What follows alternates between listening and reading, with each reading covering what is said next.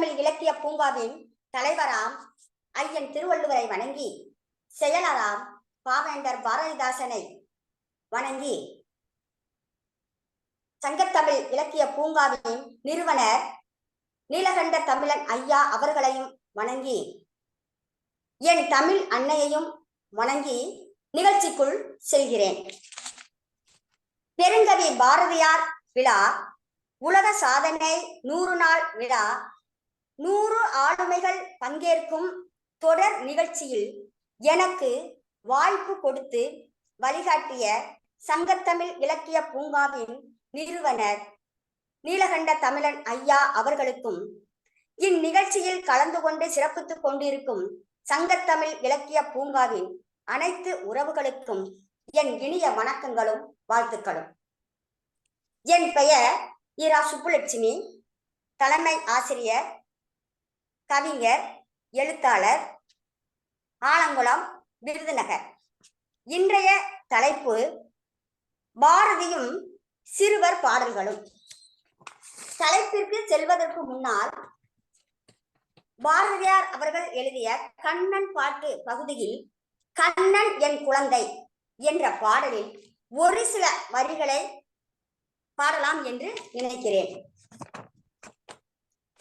தீராத விளையாட்டு பிள்ளை கண்ணன் தெருவிலே பெண்களுக்கோயாத தொல்லை, தீராத விளையாட்டு பிள்ளை கண்ணன் தெருவிலே பெண்களுக்கோயாத தொல்லை, தீராத விளையாட்டு பிள்ளை தின்ன பழங்கொண்டு தருவான், பாதி தின்கின்ற போதிலே தட்டி பறிப்பான், தின்ன பழங்கொண்டு தருவான், பாதி தின்கின்ற போதிலே தட்டி பறிப்பான், என்னப்பன் என்னையன் என்றால், என்னப்பன் என்னையன் என்றால் அதனை எச்சிப்படித்து கடித்து கொடுப்பான், அதனை எச்சிப்படித்து கடித்து கொடுப்பான், தீராத விளையாட்டு பிள்ளை கண்ணன் கண்ணன் தெருவிலே பெண்களுக்கோயாத தொல்லை, தீராத விளையாட்டு பிள்ளை தேனொத்த பண்டங்கள் கொண்டு, தேனொத்த பண்டங்கள் கொண்டு என்ன செய்தாலும் எட்டாத உயரத்தில் வைப்பான், தேனொத்த பண்டங்கள் கொண்டு என்ன செய்தாலும் எட்டாத உயரத்தில் வைப்பான், மானொத்த பெண்ணடி என்பான், சற்று மனமகிழும் நேரத்திலே கிள்ளி விடுவான், தேனொத்த பண்டங்கள் கொண்டு, தேனொத்த பண்டங்கள் கொண்டு என்ன செய்தாலும் எட்டாத உயரத்தில் வைப்பான், மானொத்த பெண்ணடி என்பான், சற்று மனமகிழும் நேரத்திலே கிள்ளி விடுவான், தீராத விளையாட்டு பிள்ளை அழகுள்ள மலர் கொண்டு வந்தே என்னை அழகழ செய்து பின் கண்ணை மூடிக்கொள் குழலிலே சூடுவேன் என்பான், என்னை குருடாக்கி மலரினை தோளிக்கு வைப்பான், தீராத விளையாட்டு பிள்ளை. அடுத்து என் தலைப்பிற்கு செல்லலாம் என்று நினைக்கிறேன். முதலில் பாரதியாரை பற்றி ஒரு சில வரிகள் கூறலாம் என்று நினைக்கிறேன். பாரதி என்றாலே ஸ்ரீ சுப்பிரமணிய பாரதியாரைத்தான் குறிக்கும். இவர் சின்னசாமி ஐயருக்கும் லட்சுமி அம்மாளுக்கும் மகனாக 1882ஆம் ஆண்டு திருநெல்வேலி மாவட்டத்தில் உள்ள எட்டயபுரம் என்னும் ஊரில் பிறந்தார். இவருடைய இயற்பெயர் சுப்பிரமணியன். இவருக்கு சிறு வயதிலேயே தமிழ் மீது சிறந்த பற்றும் புலமையும் இருந்தது. தன்னுடைய 7 வயதில் பள்ளியில் படித்துக் கொண்டிருக்கும் பொழுது கவிதை எழுத தொடங்கினார். தன்னுடைய 11வது வயதில் கவி பாடும் திறமையை வெளிப்படுத்தினார். இவருடைய கவி புலமையை பாராட்டி எட்டயபுரம் மன்னர் அறிவில் சிறந்த இல்லறத்தாருக்கு கொடுக்கக்கூடிய பாரதி என்ற பட்டத்தை வழங்கினார். அன்று முதல் இவர் சுப்பிரமணிய பாரதி என்றே அழைக்கப்படுகிறார். இவர் கவிஞர், எழுத்தாளர், பத்திரிகை ஆசிரியர், விடுதலை வீரர், சமூக சீர்திருத்தவாதி என பன்முகம் கொண்டவர். அது மட்டுமல்ல, மீசை கவிஞன், முண்டாசு கவிஞன் என்றும் உலகம் போற்றுகிறது. முப்பெரும் பாட்டு அல்லது முப்பெரும் காவியங்கள் என்று கண்ணன் பாட்டு, குயில் பாட்டு, பாஞ்சாலி சபதம் என்ற மூன்றும் அழைக்கப்படுகின்றன. பாரதியாரின் பாஞ்சாலி சபதம் கண்ட காவியம் என அழைக்கப்படுகிறது. ஆங்கில கவிஞரான செல்லி மீது ஈடுபாடு கொண்டதால் தன்னை செல்லிதாசன் என அழைத்துக் கொண்டார். தமிழில் முதலில் கருத்து படங்களை வெளியிட்டவர் பாரதியார். கேலி சித்திரம் எனப்படும் வரையும் முறையை தமிழுக்கு முதலில் தந்த பெருமை இவரையே சாரும். தன் தரப்பில் தவறு இருந்தால் திருத்திக் கொள்ள பாரதியார் என்றும் தயங்கியதே இல்லை என்பதற்கு சான்றாக ஒரு நிகழ்வை நாம் காணலாம். 1920ஆம் ஆண்டு சுதேசமித்திரனில் பாரதியார் ஒரு கதை எழுதியிருந்தார். அதற்கு பெயர் ரயில்வே ஸ்தானம். அந்த கதையை படித்த முஸ்லிம் ஒருவர் பாரதியாரிடம் வந்தார். நீங்கள் எழுதியுள்ள ரயில்வே ஸ்தானம் என்ற கதையிலே ஒரு தவறு இருக்கிறது. கதையில் வரும் முகம்மதிய பிரபு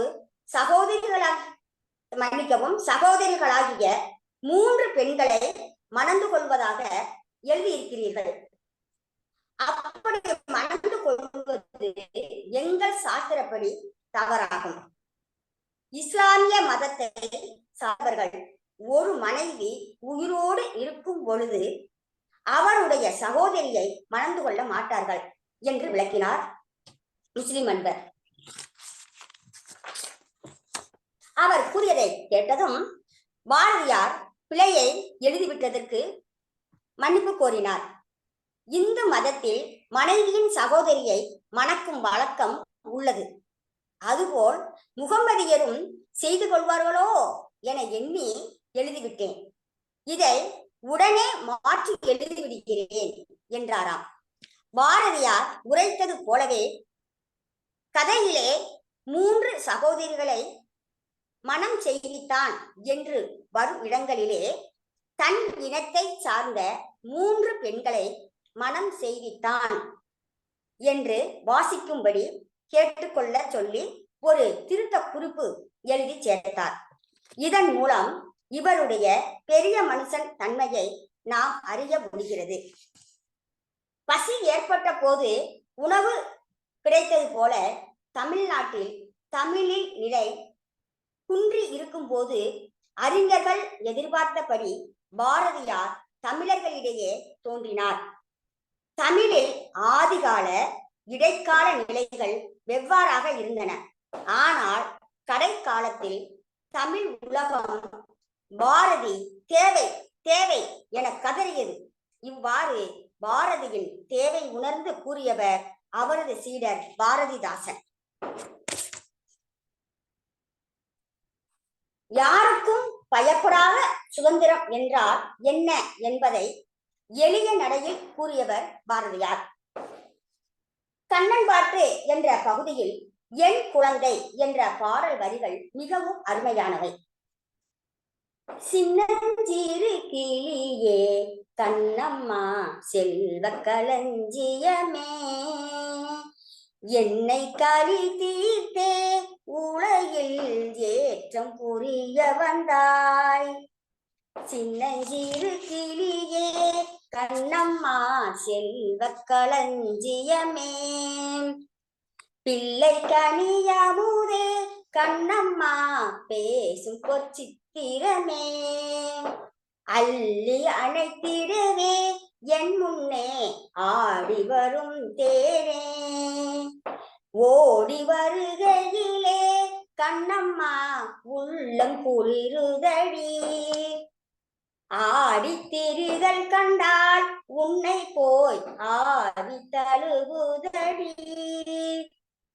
உச்சிதனந்தால் கருவம் ஓங்கி வளருதடி, வெச்சியுனை ஊரார் புகழ்ந்தாள் மேலி சிலிர்க்குதடி சின்னஞ்சிறு கிளியே கண்ணம்மா பேசும் பொற்சித்திரமே. இப்பாடலில் பாரதி தன் குழந்தையை சின்னஞ்சிறிய பறவையான கொஞ்சி பேசும் கண்ணக்கிளிக்கு உவமையாக கூறுகிறார். களஞ்சியம் என்றால் ஒரு பொருளை அதிகமாக சேர்த்து வைக்கும் இடம். அதாவது தன்னுடைய பாசத்தை அதிகமாக கண்ணம்மாவிடம் சேர்த்து வைத்திருப்பதாக கூறுகிறார். என்னுடைய துன்பங்கள் எல்லாவற்றையும் தன் வாழ்வில் செழுமை புகுத்த வந்தாயோ கண்ணம்மா என்று பொருள்படும்படி மிகவும் அருமையாக பாடியிருக்கிறார். கண்ணம்மா இந்த சொல்லை பிரித்து பார்த்தால் கண் கூட்டல் இன் கூட்டல் அம்மா என்று வருகிறது. தன் குழந்தையை தன் இரு விழிகளாகவும் தன் தாயாகவும் நினைத்து கண்ணம்மா என்று பெயர் சூட்டி இருக்கிறார் என்று நான் நினைக்கிறேன். ஆனால் பராசக்தியை குழந்தையாக நினைத்து பாடிய பாட்டு என்று சிலர் கூறுகின்றனர். பேசும் பொற்சித்திரமே, அதாவது பேசும் தங்க ஓவியம் என்று குழந்தையை வர்ணித்து இருக்கிறார். குழந்தையின் அலை மயங்கி ஓவியம் பேசுதடி என்று கூறியிருக்கிறார். குழந்தை சிரிப்பது மனதை கொள்ளை கொள்ளும் அழகுக்கு ஈடானது என்கிறார். கண்ணம்மாவை வாரி அணைக்கும் பொழுது மனதில் தேன் போலே இன்பம் பொங்கியது என்கிறார். உடல் உழைப்பு இல்லாத காலத்தில் எளிதில் செரிமானமாக கூடிய மருத்துவ குணம் நிறைந்த தேனை அதிகமாக உட்கொள்ள வேண்டும் என்று கூறுவார்கள். அப்படிப்பட்ட மருத்துவ குணம் நிறைந்த தேனுக்கு ஒப்பாக குழந்தையின் சிரிப்பை கூறியிருக்கிறார். இதை படிக்கும் பொழுது வாய் விட்டு சிரித்தால் நோய் விட்டு போகும் என்ற பழமொழி நினைவுக்கு வருகிறது. நீ என்னை பார்த்து ஓடி வரும் பொழுது என் உள்ளம் குளிர்ந்து போகிறது. நீ அங்கும் இங்கும் ஓடி ஆடி விளையாடுவதை பார்க்கும் பொழுது என் உடலானது உன்னை தடவிக்கொள்ள பேராசைப்படுகிறது. தந்தையாகிய நானும் உன் உச்சி முகர்ந்து பார்க்கும் பொழுது எனக்கு கர்வம் எல்லையில்லாமல் வளர்ந்து நிற்கிறடி. கண்ணம்மா, உன்னை புகழ்ந்து ஊர் மக்கள் பேசுவதை என் செவிகளால் கேட்கும் பொழுது என் உடல் சிலிர்க்குதடி, உச்சமும் ஏற்படுகிறது என் செல்லமே என்று குறிப்பிடுகிறார்.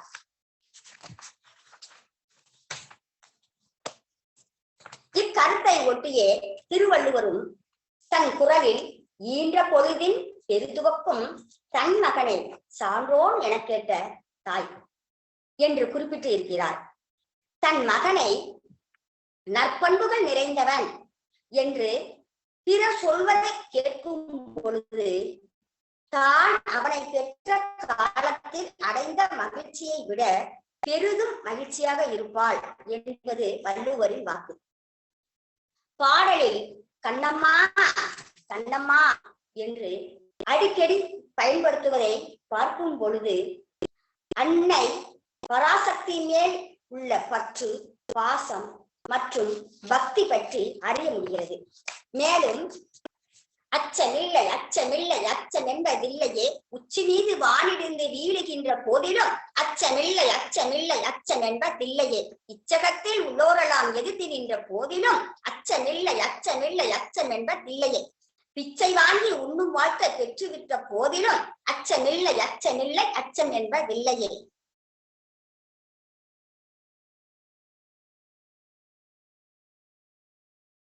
துச்சமாக எண்ணி நம்மை தூறு செய்த போதிலும் அச்சமில்லை அச்சமில்லை அச்சம் என்பதில்லையே. பாரதியார் அச்சமில்லை என்ற சொல்லை அடிக்கடி பயன்படுத்தி இருக்கிறார். எதற்கெல்லாம் பயமில்லை என்று இப்பாடலில் மிக அழகாக கூறியுள்ளார். இந்த உலகத்தில் இருப்பவர்கள் அனைவரும் நம்மை எதிர்த்து நின்ற போதிலும் இந்த உலகத்தில் இருப்பவர்கள் நம்மை மதிப்பற்றவர்களாக நினைத்து நம் மேல் பழி போடுவதை கண்டும் பிச்சை வாங்கி உண்ணும் வாழ்க்கை அமைந்தாலும் நம் உச்சந்தலையிலே இடி விழுந்தாலும் பயமில்லை என்று வீர முழக்கமிடுகிறார் நம் பாரதி. இந்த வரிகளை படிக்கும் பொழுது எனக்கும் வீரம் வருகிறது, என்னை அறியாமல் வீரம் வருகிறது. இதுவல்லவோ சிறந்த பாடல். பாரதியின் பாட்டுக்கு இதைவிட சிறப்புகள் என்ன வேண்டும் சொல்லுங்கள் பார்ப்போம். இதை போல் ஔவையாரும் ஆத்திச்சூடியில் அச்சம் தவிர் என்கிறார், அதாவது பயத்தை போக்க வேண்டும் என்று கூறுகிறார். இவர்கள் கூறுவதை பார்க்கும் பொழுது குழந்தைகள் எதற்கும் யாருக்கும் எப்படிப்பட்ட சூழ்நிலையிலும் பயப்படக்கூடாது.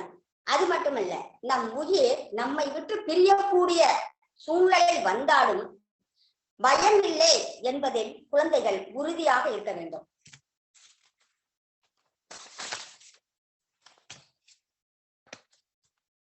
பாரதியார் குழந்தைகளுக்காக பாப்பா பாட்டும் பாடியிருக்கிறார்.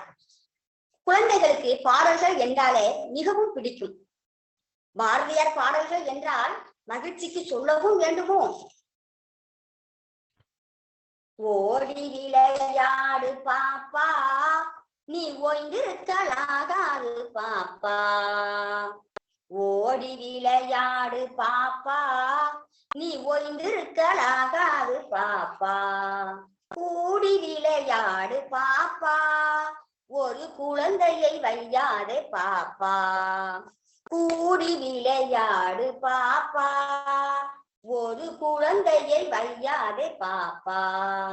சின்னஞ்சிறு குருவி போலே, சின்னஞ்சிறு குருவி போலே, நீ திருந்து பறந்து வா பாப்பா.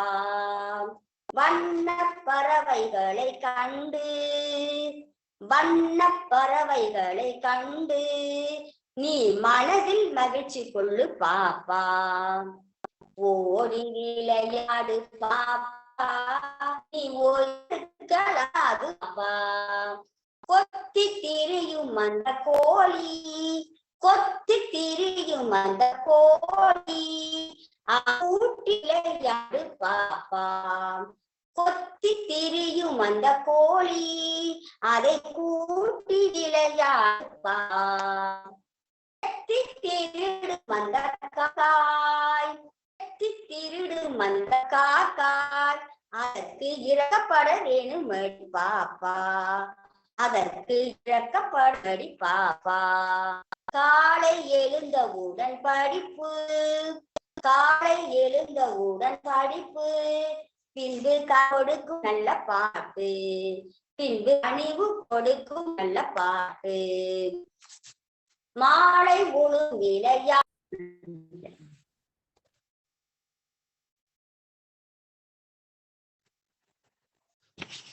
இப்பாடலில் பறவைகள் காலையில் இறை தேடுவதற்காக பறந்து சென்று மீண்டும் மாலையில் தன் கூட்டிற்கு திரும்பும் இயல்பு உடையது.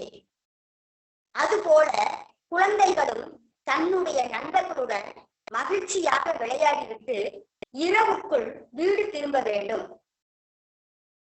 என்றும், பல வண்ண நிறங்களில் காணப்படும் பறவைகளை கண்டு மகிழ்ச்சியாக இருக்க வேண்டும் என்றும் கூறியிருக்கிறார். சின்னஞ்சிறிய குருவிக்கு ஓமையாக குழந்தையை கூறியிருக்கிறார்.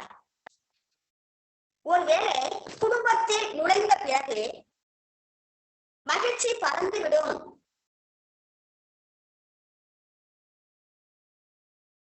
என்று தெரிந்துதான் சிறு வயதிலேயே மகிழ்ச்சியாக இருந்துவிடு என்று கூறியிருக்கிறாரோ என்று நினைக்க தோன்றுகிறது.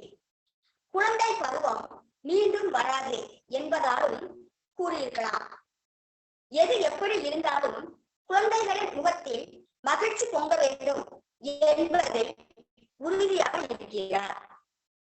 இப்பாடலில் உடற்பயிற்சியின் அவசியத்தை அழகாக கூறியிருக்கிறார். சோம்பேறியாக இருக்கக்கூடாது, குழந்தைகளுடன் ஒன்றாக சேர்ந்து ஒற்றுமையாக விளையாட வேண்டும். அவ்வாறு ஓடி விளையாடும் பொழுது மற்ற குழந்தைகளை திட்டக்கூடாது என்றும் அறிவுறுத்தி இருக்கிறார். பறவைகளிடம் அன்பும் பாசமும் இரக்கமும் காட்ட வேண்டும் என்பதை மிக அழகாக எடுத்துக் கூறியுள்ளார். காலை எழுந்தவுடன் படிக்க வேண்டும், பின்பு கனிவுடன் கூடிய ஒரு பாடலை படிக்க வேண்டும். மாலை பொழுதில் நண்பர்களுடன் சேர்ந்து விளையாட வேண்டும். இதை தினந்தோறும் செய்ய வேண்டும் என்று கூறுகிறார். குழந்தைகள் பின்பற்ற வேண்டிய நல்ல பழக்க வழக்கங்களை பாட்டாகவே பாடியுள்ளார். குழந்தைகளை அப்படி செய் இப்படி செய் என்று அழுத்தம் கொடுக்காமல் குழந்தைகளுக்கு விருப்பமான விளையாட்டை பயன்படுத்தி அவர்களின் மனதை பண்படுத்த நினைத்திருக்கிறார் நம் பாரதி. உலகத் தமிழர் நாவலில் மக்கள் கவி பாரதியாரின் பெயர் அடிக்கடி உச்சரிக்கப்படுகிறது என்றால் அது மிகையாகாது.